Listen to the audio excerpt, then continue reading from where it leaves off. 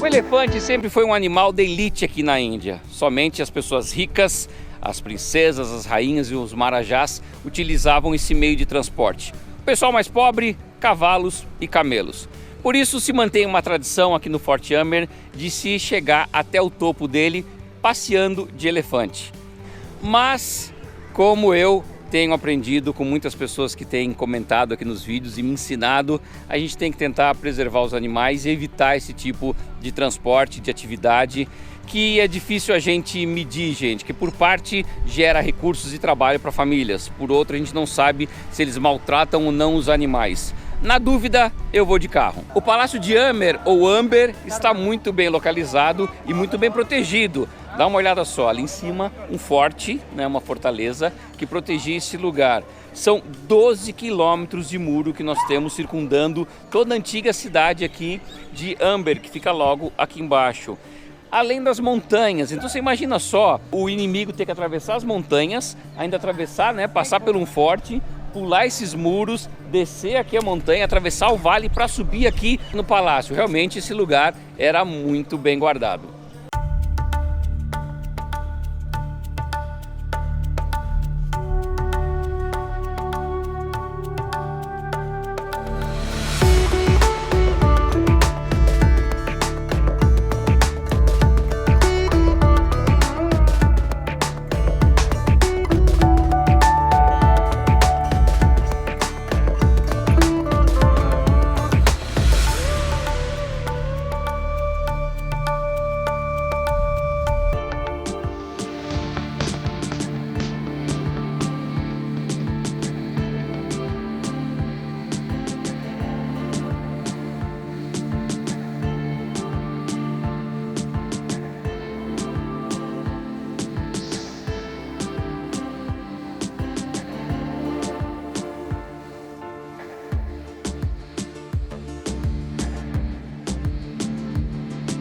Logo na entrada aqui do palácio nós temos um templo, nessa direção aqui, que é o templo da deusa Shila. Já existia esse templo desde a época da construção do próprio palácio. E hoje muitos peregrinos vêm visitar esse lugar. E como eles vêm caminhando de muito longe, voluntários prepararam aqui alimentos. Então arroz, você vê eles servindo aqui de graça.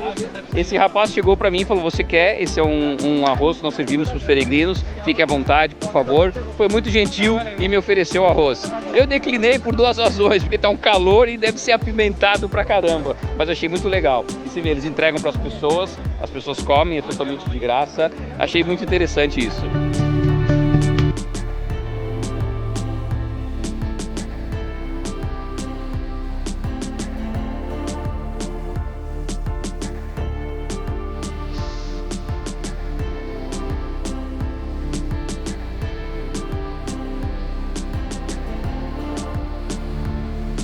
Antes de entrar no palácio, eu chego num lugar importante para os palácios naquela época, que era a sala da audiência, o lugar onde o rei ficava durante um período ouvindo as reclamações do povo, e aqui ele tomava algumas decisões. Então você vê um espaço muito amplo e bonito, e aqui ficava todo o povo e ele ficava sentado ouvindo as reclamações. O interessante é que o lugar foi construído com colunas vermelhas e colunas de mármore branco.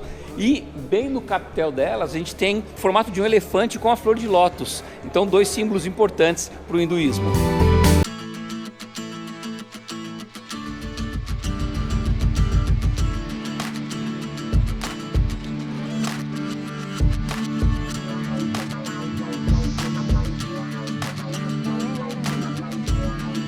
Se você está gostando do vídeo, já deixe o seu like, inscreva-se no canal e ative o sininho para receber as notificações de novos vídeos.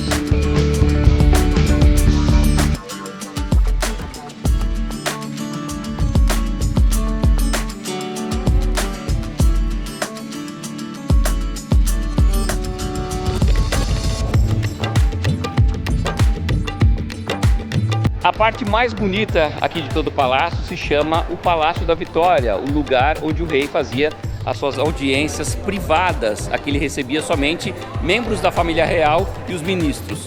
Mas existe uma história de uma esposa de um marajá que ela gostava de dormir vendo as estrelas do céu. Como seu marido não queria que ela dormisse fora, ele construiu esse lugar para que ela pudesse deitar aqui assim. Esse teto é totalmente espelhado e com as luzes das velas que estão aqui, pareceria assim um céu estrelado.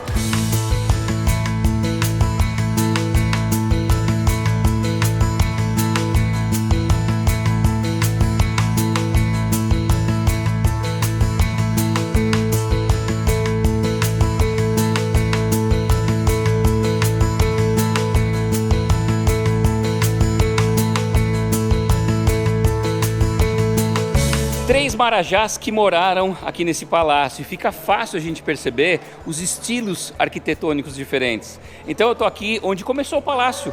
Logo no final do século XVI, eu tenho essa primeira construção aqui do primeiro marajá, que se chamava Manzin I, e foi nessa região que ele vivia. Depois os marajás foram chegando e agregando novas partes ao palácio. Os hindus desenvolveram a medicina Ayurveda, totalmente ela natural, inclusive você encontra hospitais aqui na Índia desse tipo de medicina. E também desenvolveu o Kama Sutra, 84 posições sexuais. E a gente vê alguns símbolos aqui no palácio de guerreiros, de animais, e bem escondidinho ali a gente vê uma das posições do Kama Sutra.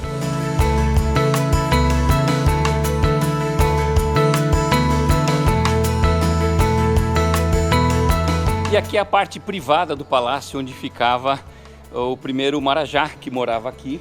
O quarto dele nesse local, separado dos outros 12 que a gente encontra aqui por todo esse pátio. Ó, se a gente olhar, tudo isso aqui era quarto. Mas ninguém tinha acesso ao quarto do rei, somente membros da família real.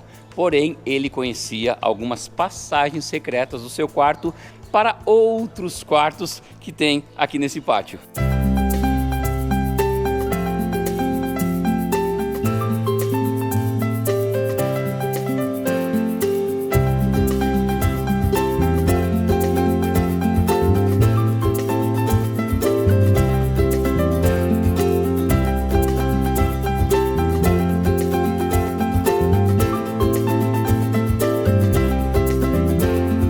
Você pensa que só vai soldado para a guerra, também vão cozinheiros. Existe uma necessidade de comida num campo de batalha. E eles levavam essas panelinhas aqui para cozinhar, gente. Olha o tamanho disso aqui. E aqui era feita a comida para um batalhão de gente. Imagina o tanto de fogo e de comida que cabia numa panelinha dessa aqui.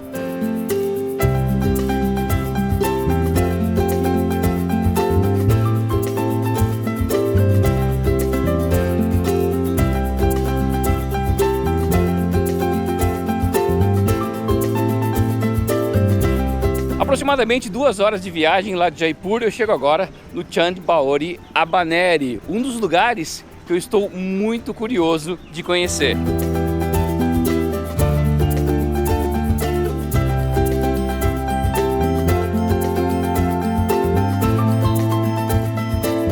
Logo na entrada aqui nós temos um pequeno templo onde as pessoas vêm aqui todo dia fazer suas orações, e dá para perceber a cor dos deuses, foram pintados todos de laranja, que é a cor da boa sorte para o hinduísmo. Por isso que nós vemos tantas mulheres usando sari de cor laranja aqui na região. Agora, eu estou entrando e quando a gente chega aqui, gente, é impressionante. É uma das construções mais impressionantes que eu já vi na minha vida. Eu tinha visto pela internet a foto, eu falei, será que é tanto? Um poço d'água, um poço que eles chamam, né, o Poço dos Degraus.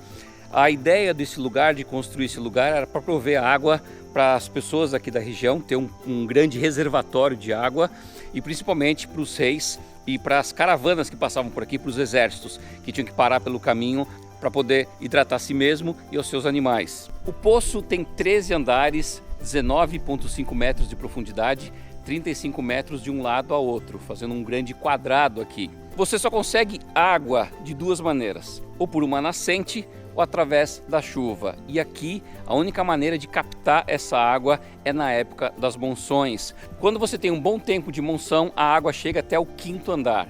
Quando você tem um mau tempo de monção, ela fica no máximo até o 2º andar. É impressionante a simetria do lugar, parece que foi uma máquina que fez isso aqui, mas todo o trabalho foi feito manualmente. Aqui na frente nós temos um palácio, que ele é posterior à época do poço. e aqui era o palácio de verão do rei. Por causa da brisa que passa por aqui, do frescor da água, então ele colocou esse palácio aqui.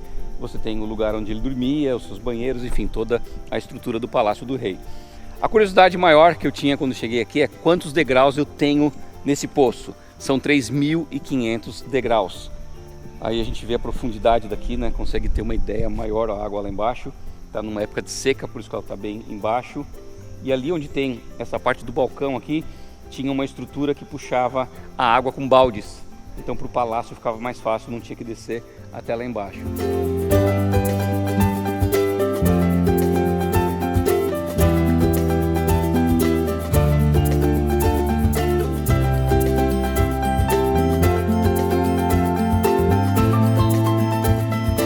O que é muito interessante aqui também é que nós encontramos pelos corredores algumas peças que faziam parte de um templo que ficava logo ao lado aqui.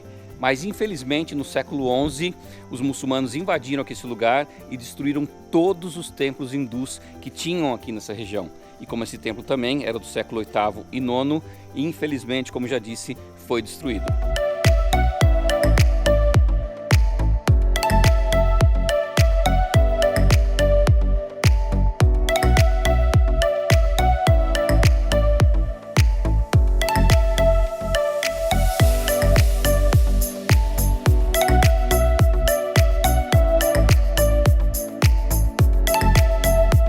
Gente, que calor que é isso aqui, é impressionante o calor, está uns 44 graus agora, ainda bem que tem sombra nesse lugar porque está fervendo tudo aqui. Eu estou de frente à última escultura que a gente tem por aqui, que mostra o rosto de Shiva. Shiva é o deus da destruição, mas da destruição do mal. Ele tem 2 olhos e mais um terceiro olho aqui. Esse terceiro olho significa que quando ele abre esse olho, tudo está destruído.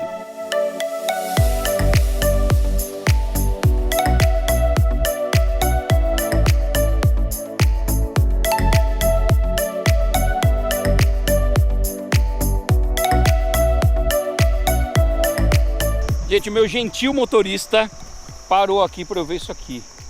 It's very light. Light. Yes. Light. Cow sheet and buffalo sheet. It's very. After the making to the hand, like put down in the sunshine as a very dry, like this. And then after you block it like this, and you save to the water in the raining blockage. So have used to the bonfire in the winter time. Okay. And then otherwise there's too much cold. So a bonfire inside to the house. It's like a fireplace. Fireplace. Okay. And not smell. No, you have just like Because it's dry. Yeah. É, não tem cheiro de nada, gente. E ele diz que uma outra finalidade, onde as pessoas podem usar esse material, é para fazer piso. Eles misturam com a comida do camelo, do boi, do búfalo, da vaca, com um pouco de água e eles fazem o piso, gente. A casa inteira tem o piso sim. E você põe a mão, não é quente. O sol está batendo aqui e não esquenta.